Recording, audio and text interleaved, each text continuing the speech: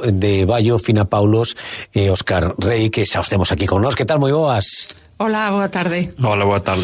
Benvidos, gracias por achegarvos até aquí.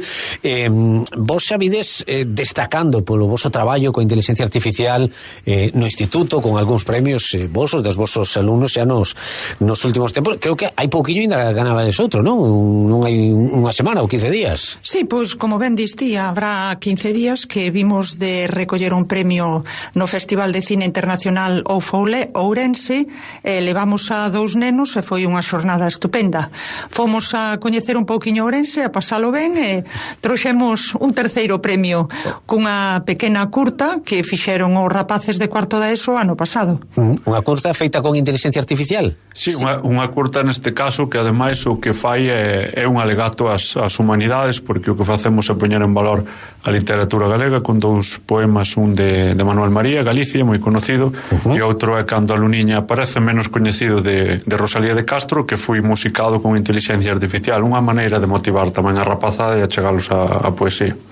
A min, en esto creo que sempre vou superado precisamente pola rapazada. Eu teño un fillo adolescente, outro preadolescente, van por diante de min, pero kilómetros, non sei se a vos a veces vos pasa ou non, cando falades de temas de inteligencia artificial e de temas relacionados co informática, e que os alumnos vos podan sorprender.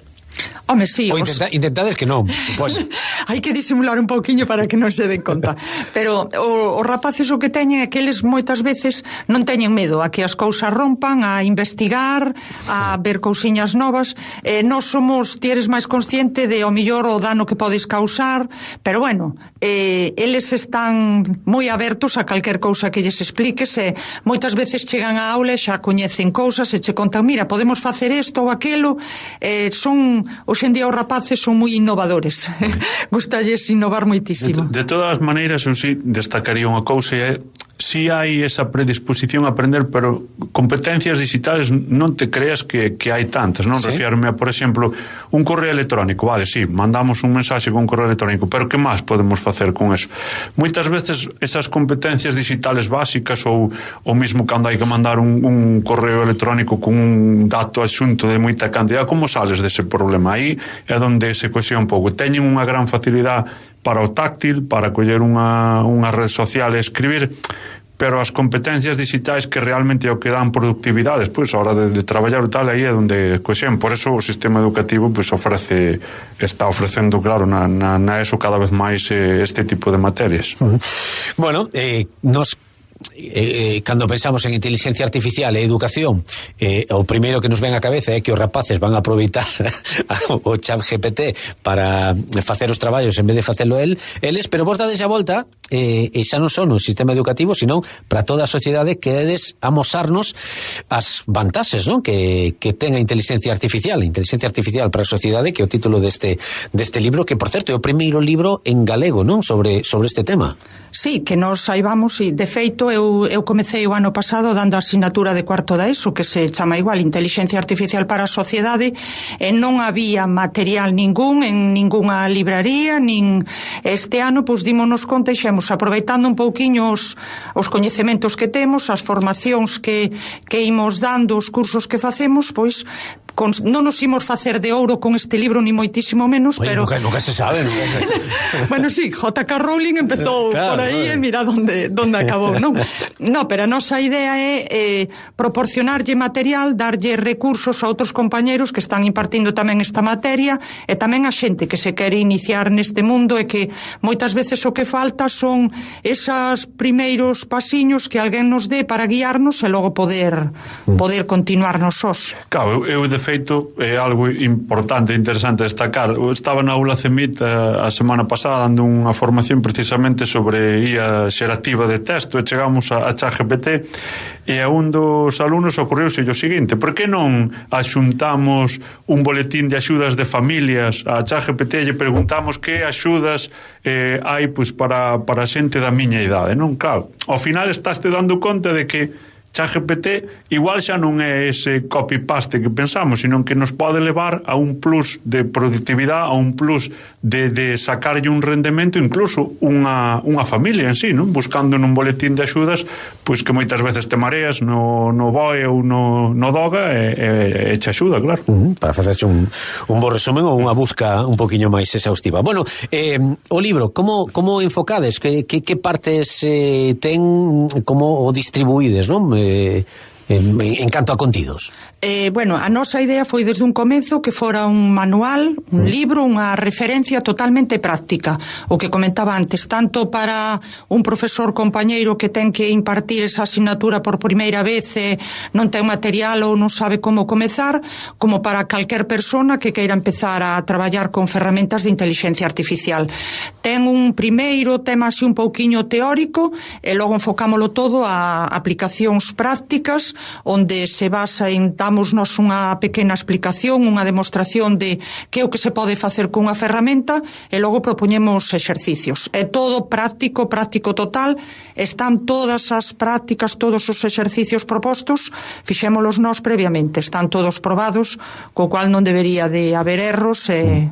Bueno, esperemos. Esperemos, pero bueno. Alguna errata sempre sale, pero fíxate que creo que a clave do libro é a seguinte. Outro día un amigo meu dicíame: Óscar, eu quero che moito, pero claro, a inteligencia artificial é que a min eu non teño nin idea. E dixo, pois para ti é o libro. Para ti é o libro, porque o libro é precisamente para quen non sabe nada de IA e di, pois quero iniciarme, quero saber de que vai isto, quero trastear con isto con seguridade. Pois por ese lado vai o libro, aparte de ser unha ferramenta educativa evidentemente para os coles.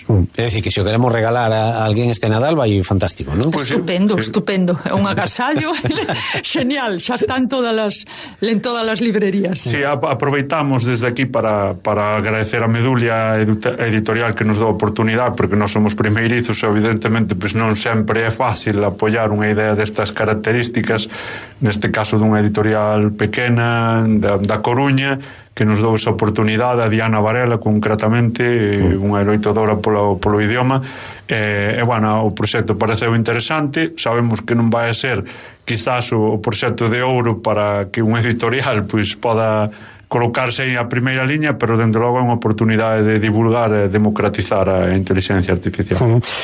Cando falamos de inteligencia artificial, a parte práctica, non, que nos fales, sempre hai un apartado que é a ética, non? Porque a inteligencia artificial pode levarnos a enganar a xente máis facilmente. Non sei se hai unha parte tamén dedicada á ética que debemos ter na utilización da inteligencia artificial. Sí, tamén temos un capítulo onde se fala da parte da ética, da parte da responsabilidade, de como traballar esas ferramentas con alumnado ou con a persoa coa que vai a traballar, sempre baixo un respeto hacia as ferramentas o que vayamos a facer.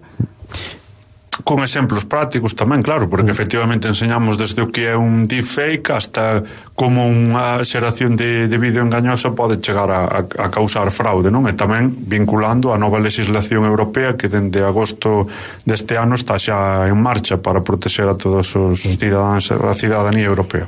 Oye, estou pensando a velocidade que avanza isto. Igual cando vas comprar o libro xa nos queda antigo, xa... Bueno, pois sí, é un problema. De feito, é un problema que seguramente se temos a sorte de que haxa unha segunda edición, seguramente xa teñamos que cambiar algunhas cousas, pero eu sempre digo o mismo.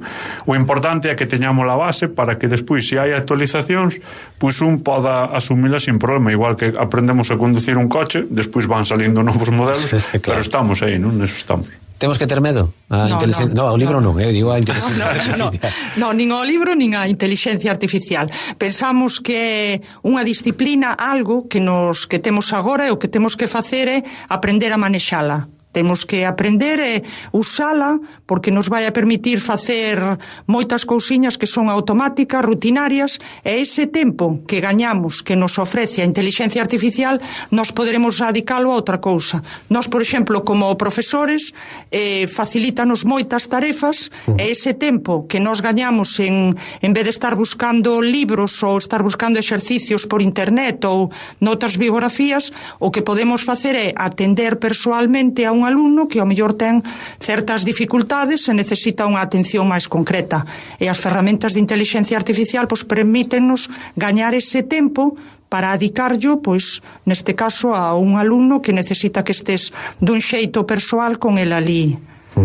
Imos gañar vida logo. Eu creo que sí. o importante desto é facerse a pregunta de por que sempre ao longo da historia o ser humano é resistente ao cambio para que despois teñamos que cambiar. Estamos sufrindo a resistencia e despois temos que cambiar. Pero nesto vai a pasar igual. Que pasa? Que a inteligencia artificial evidentemente ten un poder tremendo, e ese poder tremendo non se lle pode deixar exclusivamente a máquina. Nós cando falamos e formamos ao profesorado e lle dicimos, ChatGPT pode redactar apuntes, pero ti eres o experto, depois terás que coller esos apuntes, terás que validalos e decir realmente quen manda aquí, non? Que é o que decimos sempre.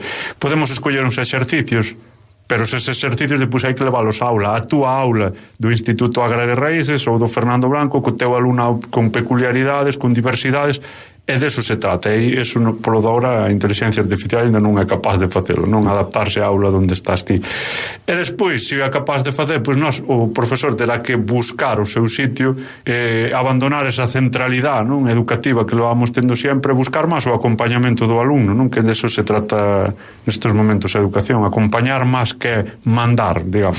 Sí. No ámbito educativo do profesorado, notades que hai moita resistencia a utilización de ferramentas de inteligencia artificial ou non? Bueno, hai sempre xente un pouquiño reacia aos cambios porque tes o medo a se o mellor me vai sustituir ou vai...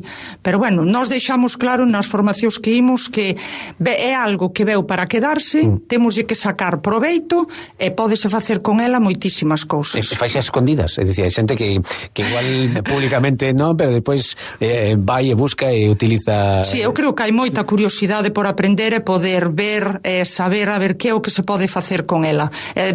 Igual que todo, hai cousas que salen ben, outras que salen mal, pero eu pensamos, tanto Óscar como eu, que ofrece moitísimas posibilidades e dentro do ámbito educativo podenos axudar un montón. Ademais de que é algo que resulta moi motivador para o alumnado tamén, porque pode xogar con moitas outras ferramentas. Por exemplo, agora estamos aquí na radio, nós temos feito pezas audiovisuais onde levamos a un neno a gravar a radio, despois monto a través de aplicacións de inteligencia artificial ou tendo un vídeo e tives a un neno tímido que apenas se relaciona e ponse diante da radio e parece outra cousa. E vese despois nunha pantalla e diste, o neno di, me cachi, son capaz a facer eso. Quer dicir, son ferramentas que motivan ao alumnado para traballar máis a gusto e aprender. O profesorado, nós levamos ano e medio, o que si notamos é que cada vez hai máis interés, moito máis interés. E sobre todo o que intentamos nas formacións é que todo o mundo se saque a careta e diga, vamos a usar a inteligencia artificial, hai que usala, vamos a usar ben e de forma responsable, e obviamente no ámbito educativo moito máis. Pero non hai que ter ningún complexo a utilizar a inteligencia artificial dentro do noso espacio educativo e incluso na aula, sempre cando teñamos claro o camiño e tracemos un guión claro e delimitado. Como poden estar seguros os ointes que estou falando con vos os dous? Non? Pois eso é difícil, é moi difícil, pero o que si lle temos que dicir aos ointes é que a radio leva morrendo moito tempo, xa, desde que apareciu estas novas formas de consumir tecnoloxía, que, bueno, entre o YouTube e demais, que a radio, pero está aquí, incluso a inteligencia artificial pode ser que Fina e eu non estemos aquí, pero a radio sí está aquí, non? Eso sí podemos dicir, de eso poden estar convencidos. Entonces, nese novo mundo que din que vai a cambiar gracias á inteligencia artificial, que non vai a ter nada que ver co que coñecíamos ata agora, vai estar a radio, non? Eu creo que sí. De feito, nós o que quedo máis tranquilo. Sí, pois mira, algo importante decirche, nós nunca tanto utilizamos a radio como agora. A radio no cole que temos, a de polos creativos. Nunca tanto, e é gracias á potencialidade que nos está dando, pois eso, ferramentas como Suno, outro tipo de ferramentas audiovisuais que nos están, Adobe Podcast, que é unha ferramenta que nos permite facer limpeza de audio. O sea, nós nunca tanto usamos a radio como ahora, así que estate tranquilo. Ten futuro isto. Quedo máis tranquilo. Inteligencia artificial para a sociedade, este libro, esta guía práctica comprensible para profesionais, pero bueno, para a sociedade en xeral, todo aquel que teña algo de curiosidade sobre este novo mundo que se nos abre coa inteligencia artificial, xa en calquera librería, con Fina Paulos e con Óscar Rey.